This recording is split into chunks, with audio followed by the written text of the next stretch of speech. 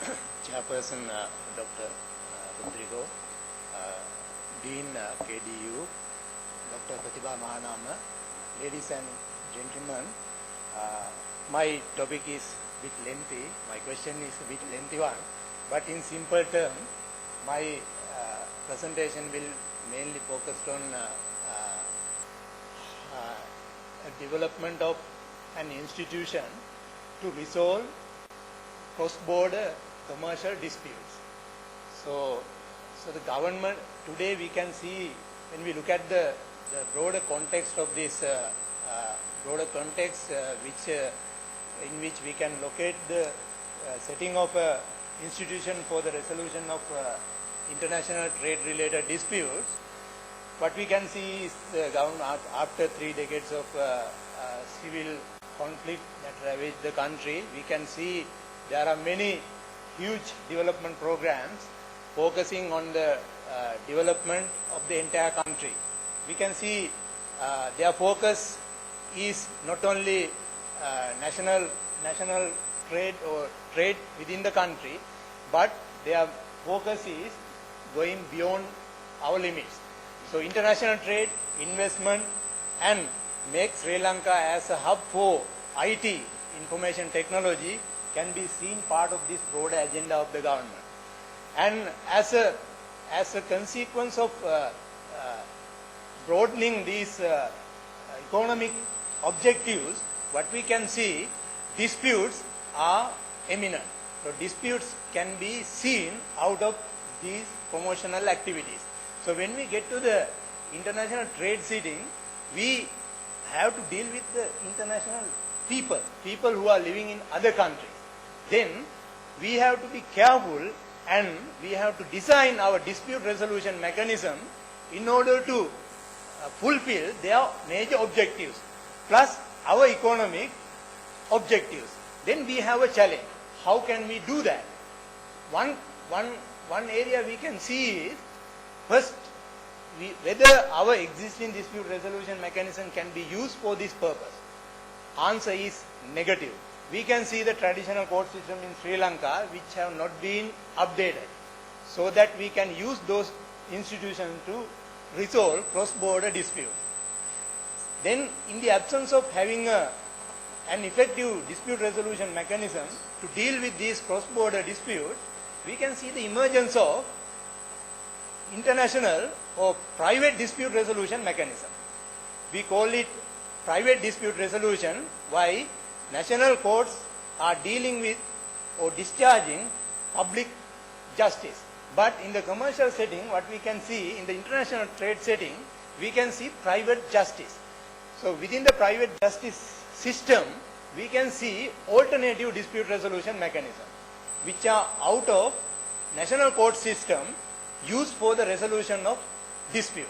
One out of which we can see arbitration has been recognized worldwide as an effective dispute resolution mechanism. In order to promote arbitration mechanism, in simple term, arbitration means if there is a matter, if there is a dispute which should be referred to an arbitrator in a contract which both parties have signed, then the parties are bound by the terms of the contract, and if there is a dispute, it should be referred to the arbitration mechanism. It should not be referred to the national court system. So the source of arbitration is the contract between parties. In the international trade setting, we can see business to business trading people. There we can see the equal bargaining power where they have chosen their dispute resolution mechanism. So that is, in simple terms, we can say there is a tendency, and the international trade people and people who are doing investment, they prefer to go for private dispute resolution mechanism. Arbitration comes first among the other alternative dispute resolution mechanisms, which include conciliation, mediation. So when we look at in detail the scope of arbitration, we can see there are fundamental elements. One is having an effective arbitration center.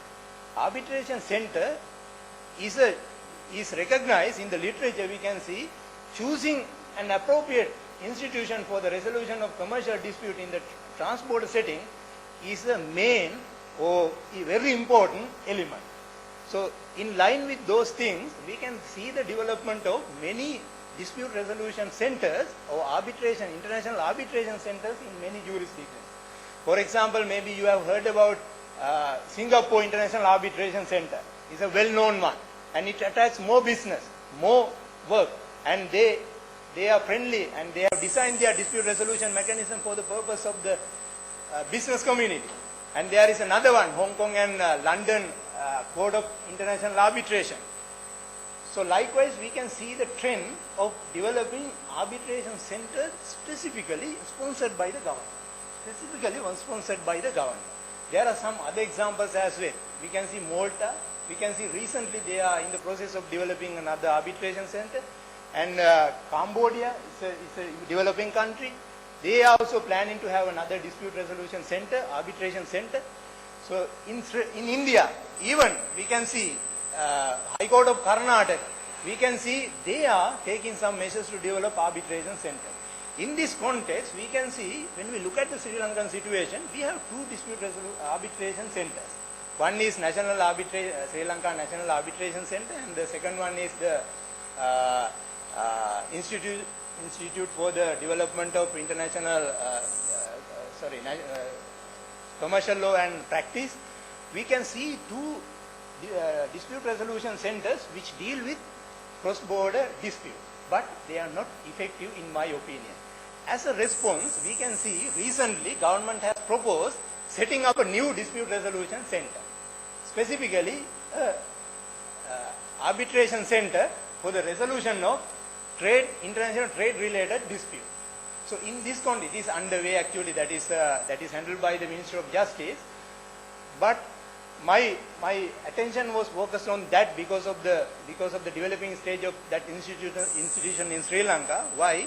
Government is taking measures to go in line with the huge development programs undertaking at current moment. So next related question is, when the government sets an arbitration center, is there a specific law which should be followed by the government? Answer is again no. There is no nationally or internationally developed legal framework which should be followed when the government or a private body who are willing to set an international arbitration center. So that does not mean that government or a private institution can set up a dispute resolution center in the absence of legal framework. So in order to fill that vacuum, my argument is, in the Sri Lankan context, Sri Lanka should develop an arbitration center sponsored by the government, and when the government sets a specific arbitration center, it should follow the fundamental principles recognized in the international community. So my focus, my argument will be supported by researching what are the basic principles that should be or that can be followed by the government. So in that context, I will move to the second stage of my presentation. So I will briefly outline here in the paper, I will outline in detail. So the need for establishing government-sponsored arbitration center, I can see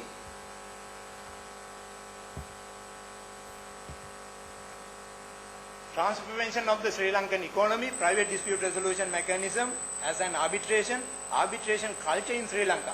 When I look at the third point, of course, I should mention arbitration possesses a lot of positive features compared to the traditional dispute resolution mechanism.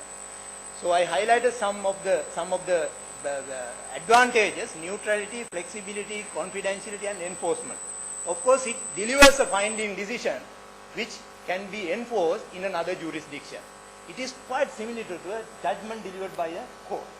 So therefore, arbitration, even though it is a private justice system, private dispute resolution mechanism, it possesses similar characteristics of a national court. Therefore, it has been preferred by the international community. The fourth element is arbitration culture is another element which should be taken into consideration when we set up a center in Sri Lanka. Why? Our arbitration centers are operating now, but unfortunately what we can see is arbitration proceedings are held in the afternoon, and judges are becoming the arbitrators, lawyers are handling the proceedings, what will happen? It is another model of a national court. Therefore, it has failed in Sri Lanka existing arbitration center. So what we can see is the arbitration center must be developed by the government. Why?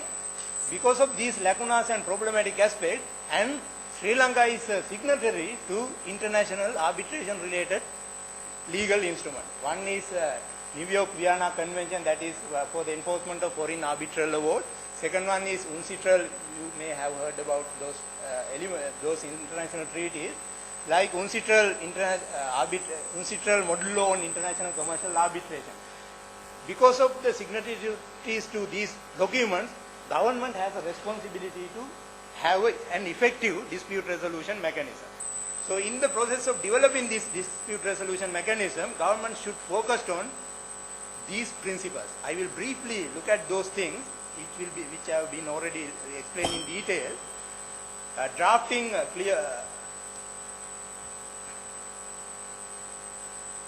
So one is the enforcement, ensuring the legitimacy of the AC, means arbitration center, management of the function of the center, principles recognized by the international community. There are two international legal documents we can see.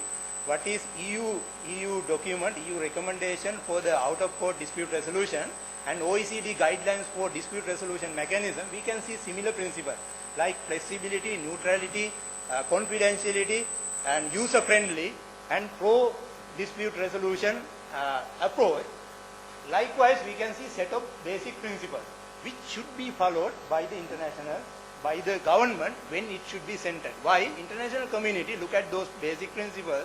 Therefore, the government has a responsibility to look at those principles and develop this center. Other factors I will briefly explain. Reforming the existing legal framework, and the center should be focused on the market. So market-friendly, unbiased institution must be established. So for this purpose, bringing reforms to the existing legal framework and setting up the center with in line with these basic principles, and government should play a leadership role in setting up this center, so that in order to become a competitive dispute resolution provider in the region as well as in the international setting. So thank you very much. For more details, you can read my paper. I have already written it. So thank you very much for your patience, and thank you very much.